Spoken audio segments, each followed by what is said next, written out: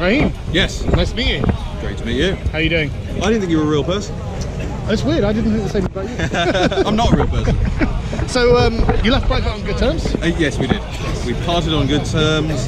I'll still be writing there every so often.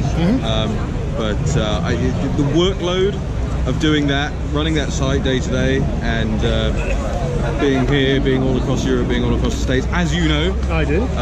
It was just too massive. You know, there's only so many weeks in a row you can sleep 1 hour a night. I agree with you. Yeah. I agree with you. So what's next? Well, you know, we're helping a lot of the European parties at the moment get their shit together. Good. There are a lot of them who are winning elections but don't know necessarily how to govern. So helping with that, helping actually keep everyone together as well, on the same track, common policies, you know, how we move together in step. I mean, on issues like this, for instance, where you have a person who is effectively a political prisoner, right, in the United Kingdom. I mean, some people might think that's too strong. I think, for me, there's no doubt that that's the case.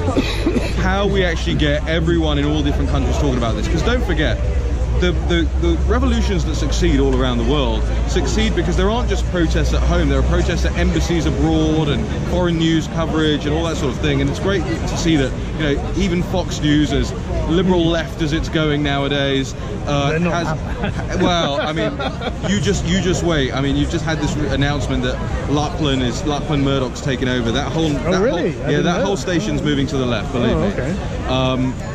It's good to get the stories out there in places like that, and they covered the Tommy story yesterday. So I'm doing a lot of that sort of behind the scenes work now. That actually, we unlike the establishment, we don't have 50,000 people pushing buttons and writing emails and making phone calls. We don't have that funding either, do we? We don't have the money for it. So yeah, by the way, I have a Patreon account. If you want to help me out with that, that is my only source of income at the moment. Yeah. And this is a genuinely serious thing. I mean, like, this is a grassroots movement that, you know, hopefully everyone can see. I mean, you know, there's no one in the government at the moment who wants this to be going on. Oh yeah, no, absolutely. Yeah, no one's sitting there on Whitehall going, "Good for them." Yeah, exactly. You know? They would prefer it if we would just shut up and go home. Yes. But yeah, so I think it's an important thing that you mentioned, sort of international solidarity. Yeah. Around a shared system of values. And I think free speech is one of the, frankly, most primary concerns. By the way, this is why Alinsky's Rules for Radicals is basically a conservative book now. If you read the prologue to that book, and it lays out line by line how you organise, you know, why you should organise, why the unit is so important, not as a means by which to undermine the individual, but as a means by which to protect the individual and to protect the family unit especially. You know, I read that all the time, over and over again. I'm really glad you brought this up, actually, because I'm actually a big fan of Rules for Radicals. Not Alinsky as the person, but his work. If you separate the art from the artist, it's a legitimate manual of tactics. It's a way of achieving a goal when you are powerless. I mean, he literally says it's the dichotomy for the prince. For the prince is the book for the ruler. This is the book for the rules to overthrow the prince. And it's very important. And people on the right, and not just the right, but just like centre left as well, they want to dismiss it because they believe it's some kind of communist manual, which it's absolutely not. It's effectively a secular book. Yes. And if you go back and read his first one, Reveille for Radicals as well, very similar thing, and almost better because the ideas are more raw and not so pushed towards the left as Rules was. It's absolutely correct, and we haven't done that. Why haven't we done that? Because the right has been, and I say the right, and I know there are liberals here, and I know there are libertarians here, and everything. Everyone who's not the fucking left is basically the right. The revolution, let's call it. You know, we've typically been, parliamentary democracy will save us, and you know, the hedge funds, as long as they're giving money to the Conservative Party, that's fine, and as long as we've got the Koch brothers and, you know, all that sort of thing. Well, we're now beginning to realise that these are the guys that have been actually funding mass migration policies. They've been funding multiculturalism stuff, they've been funding the social justice stuff, all behind the scenes for a very, very long time. Why? Because it's cheap migrant labour that they're after. It's not a surprise when you look at the group that's run by, it's chaired by Rupert Murdoch, and its sister company is chaired by Mark Zuckerberg. Zuckerberg's is called Forward.us, and Murdoch's is called, oh gosh, I'm going to get this wrong now. Project for a New American Economy. These are public groups that do public lobbying, right? And they have their faces, Murdoch's and Zuckerberg's face, and they call each other sister companies. You look at who the sponsors are in their annual reports, it's all the big hotel firms and all the big farming companies, all the big corporates. Why? Because the hotels want cheap migrants to come in and clean the rooms and pay them absolute pittance, you know, strip them of their human dignity. You know, it's like what they do to the Indian workers out in Dubai. And then on the other hand, you've got the farmers who want, you know, their strawberries picked for free, or almost free. And these people are people who are from disparate backgrounds, so it's difficult for them to unionize. They don't share language or culture. They don't have any particular familial connections. It's a powerless population. Exactly that. And you know, 10 years ago, if you would have told me I'd be standing, you know, in Speaker's Corner talking about this, I would have said, oh, there's no way I'll be such a conspiracy theorist. But it's not a conspiracy theory, because they've got to the point, it may have been a conspiracy theory once upon a time when you couldn't prove it. They've got to the point where they find it so concrete now that they're just open about it. They think they don't have to worry about it. I mean, that's why they freaked out in 2016, right? Don't forget, David Cameron goes on the Sky News debate and he says, oh well, you know, if Britain leaves the European Union, there'll be World War III. You know, they thought we were so stupid that we would fall for that, and of course we voted out, and the Americans voted Trump in, and then what have you had? You've had populist nationalist victories in Austria. You have a coalition government emerging in Italy at the moment with Lega. You've got peace in Poland. You know, you've got Viktor Orban, who's like he's the champion of Hungary at this point. That's my hero. Oh, that's my hero right now. He's incredibly slandered outside of like right-wing media because they fear him, and he's not going to compromise. Talk to the Hungarians; they think he's too left-wing.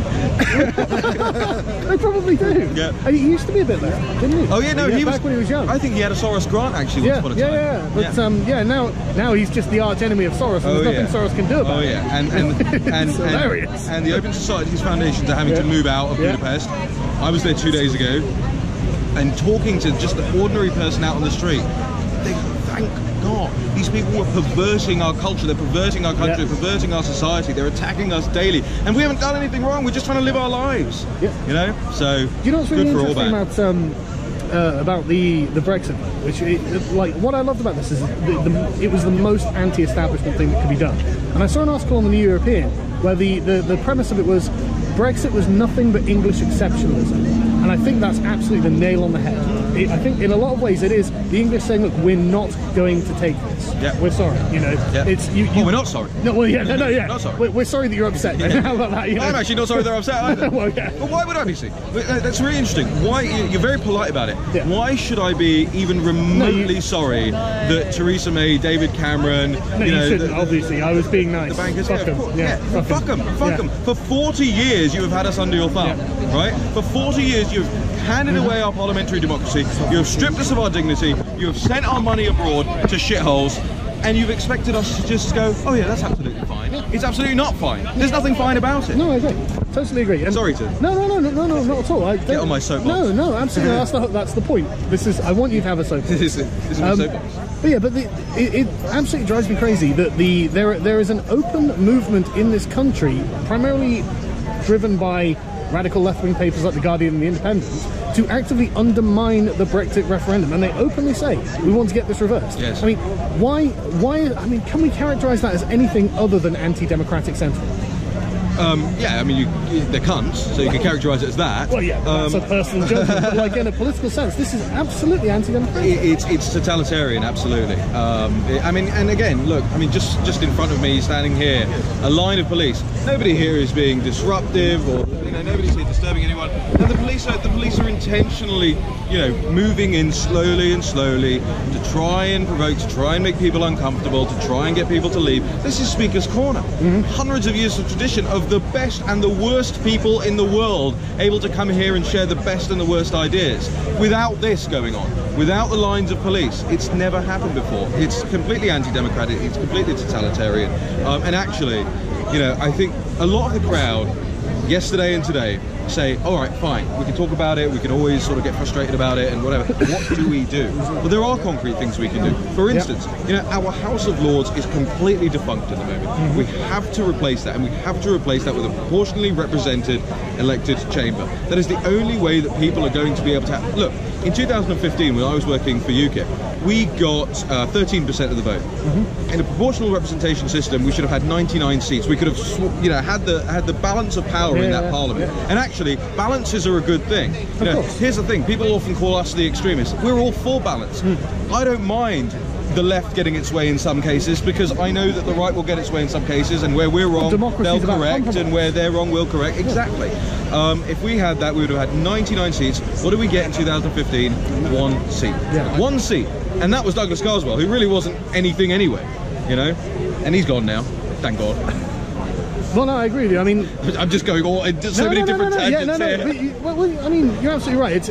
I may have had a pint. I think one of the problems with the proportional representation vote is just frankly how traditionalist British people are. They think, well, you know, first past the post is good enough. It's been good enough for us for centuries. Why can't it be good enough for a few more centuries? And well, I think we're coming to the extremity of why things might need to change. Now that gets us onto a topic that I covered in my last book, Enoch Was Right, which is the... How about that for a plug? Yeah, that's spicy. No. Well, so Enoch Was Right was a famous sort of slogan and chant in the sort of National Front crowd. Right? My point of making it the title of my book was to win Enoch back from the ethno-nationalist, because he was not an ethno-nationalist. He had said it multiple times. He didn't believe in a country that was predicated on blood. He didn't even believe it was predicated on birth.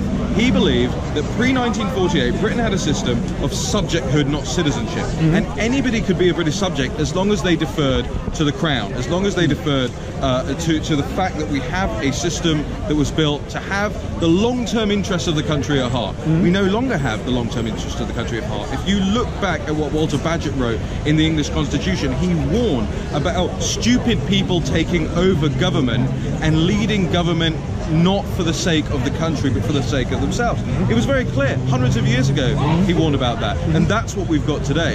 You know, so I agree. It's we've had it, I feel it's our fault in a lot of ways. We've had the warnings. You know, in film we've had the warnings, in books we've had the warnings, all across the place, and we've sort of watched it and gone, that was a good movie. No, it's not a good movie. It was the future of things to come.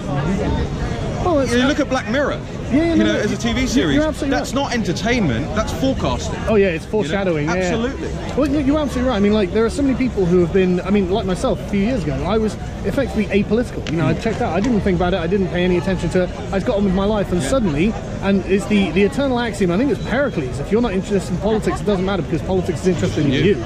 You know, and suddenly politics is interested in me as a white, straight male, and now I'm getting all sorts of nonsense from this place and then from the others, and it's like, well, this is my own fault. I'm a citizen, everyone's a citizen. If you don't think you're politically engaged, then you're making a mistake, because you are part of the political system, and people should recognise it. See, I wasn't always a massive fan of the American Revolution. Me too. But mostly because it was predicated on sort of, you know, European Enlightenment values, which I think sort of undermined the sort of Westphalian treaty basis. Yeah. Really? Oh, but you look at what the one thing they did that I think made the world of difference to everything that they're currently going through, whether it's statues being torn down or, you know, all the SJW stuff, it's a written constitution that cannot be subverted. And I think we have to get to the point where we have something like that in this country as well. I think there's no other way for it. I think, I mean, primarily I would like to, for the immediate future, get rid of hate speech laws. They have to go. They have to go. They are anti-liberal in every sense of the word. They have to go. But in the long term, a written constitution is absolutely what I would press for. And that was America's fault as well. Oh yeah? When they passed the Race Relations Act, and we followed suit, that was exactly what, you know, they knew this was coming down the line, that there would become a hate crime and race relations industry. By the way, let's ask ourselves this question. If race relations are just fine, and there's, you know, and multiculturalism's just fine, and all of that works perfectly fine, why do you have to have so many diversity officers? Why do you have to have so many race relations organisations? It makes no sense. The two things are at loggerheads with one another. So they're either admitting that there is a problem with mass migration and there is a problem with cultural clashes, or they're saying there isn't. Well, get rid of all your hundreds of thousands of diversity officers then. What are you being paid 6 figures a year for? You know, the BBC. If it's all fine. Exactly. And notice how none of these people are ever held to account. Because, I mean, they'll say, oh, we're diversity officers. Okay, what are you doing? We're going to make this more diverse. Okay, but you've got a gender wage gap, you've got a race wage gap. When do we hold you accountable for failing at your proposed job? Well, exactly. And it's never going to happen, because all they are is basically a new priestly class. We're here to enforce the orthodoxy. But anyway, Raheem, it's been a pleasure. Thank you. Thank you.